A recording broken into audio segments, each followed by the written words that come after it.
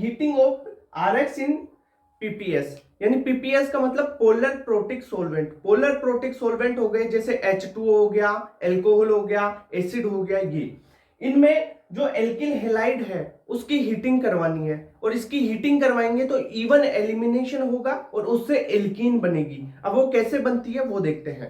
ठीक है, पहले पीपीएस बता देता हूं क्या है। ये जो पीपीएस है पोलर प्रोटिक सोलवेंट है, जैसे आपके पास H2O है वो हो गया, एल्कोहल को अपन बोल देंगे पोलर प्रोटिक सोलवेंट, या आपके पास कोई एसिड है, ये हो गया। ठीक है, अब देखते हैं हीटिंग। RX ले लो, जैसे आप RX ले सकते हो, कोई सा भी RX ले लो। समझाने के लिए अपन ने ये ले लिया, यहां पे अपन लगा लेते हैं Br लगा लेते हैं, चलो ठीक है।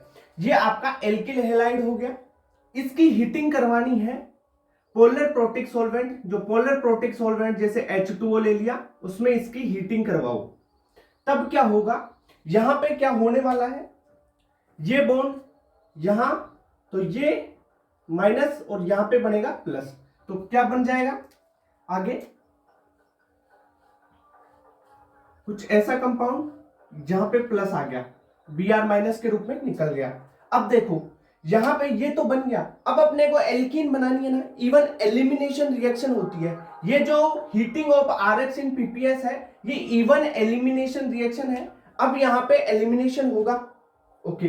अब देखो ये प्लस है, यहां पे दो तरीके की एल्कीन बन जाएगी, एक तो एल्कीन यहां पे डबल बॉन्ड आ सकता है, एक यहां पे डबल बॉन्ड आ सकता है। देखो बताता हूं, जैसे दो एल्कीन कैसे बनेगी, एक तो या तो यहां से हाइड्रोजन का एलिमिनेशन होगा तो ये एल्कीन बन जाएगी। दूसरी बात, अगर यहां से हाइड्रोजन का एलिमिनेशन यहां से हो रहा है तो ये एल्कीन बन जाएगी। अब आपको देखना है कि मेजर एल्कीन कौन सी है, तो मेजर एल्कीन देखने के लिए उसकी स्टेबिलिटी देख लो कि कौन सी एल्कीन ज्यादा स्टेबल है, यानी अल्फा H कौन सी एल्कीन में ज्यादा है वो ही ज्यादा स्टेबल होगी, वही मेजर प्रोडक्ट होगी। अब देखते हैं इस एल्कीन को और इस एल्कीन को। एक तो एल्कीन ये है आपके पास, ठीक है, दूसरी एल्कीन ये है। अब आप अल्फा हाइड्रोजन बताओ मेरे को इसमें, इस एल्कीन के लिए ये अल्फा कार्बन, ये अल्फा कार्बन, यानी कितने अल्फा हाइड्रोजन हो गए, यहां पे दो हाइड्रोजन, यहां पे दो हाइड्रोजन, चार अल्फा हाइड्रोजन हो गए इसके लिए। यहां पे इस एल्कीन को देखो, ये अल्फा कार्बन, ये अल्फा कार्बन और ये अल्फा कार्बन, दो हाइड्रोजन यहां लगे हैं, दो यहां पे और तीन यहां पे, तो यानी कितने हो गए 7 अल्फा H। अब मेरे को बताओ 7 अल्फा H ज्यादा है ना, तो ये ज्यादा स्टेबल एल्कीन होगी और ये क्या हो जाएगी मेजर प्रोडक्ट, और ये जो प्रोडक्ट है ये माइनर बन जाएगा। अगर आपको डायरेक्ट पूछा जाए क्वेश्चन मेजर या माइनर नहीं पूछा जाए तो डायरेक्ट आपको मेजर प्रोडक्ट बनाना होता है। ये बात सिंपल समझ में आई। यानी heating of RX in PPS polar protic solvent में हीट करवाते हो आप एल्किल हैलाइड को, तो आपको एल्कीन मिलती है। ये जो रिएक्शन है ये इवन एलिमिनेशन रिएक्शन है, इवन एलिमिनेशन रिएक्शन। अब इवन एलिमिनेशन जो रिएक्शन है ना, उसके आपके एनसीईआरटी के एग्जांपल बता दूं, एक तो यही हो गया, इसके एग्जांपल देखो। इवन एलिमिनेशन रिएक्शन किस किस में होती है, एक तो ये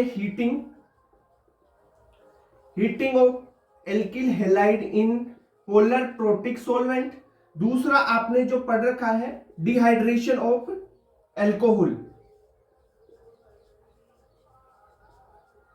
डिहाइड्रेशन ऑफ एल्कोहल। तो ये क्या है, ये दो एग्जांपल आपको इवन एलिमिनेशन के आपकी एनसीईआरटी में दे रखे हैं, वो देख लो आप।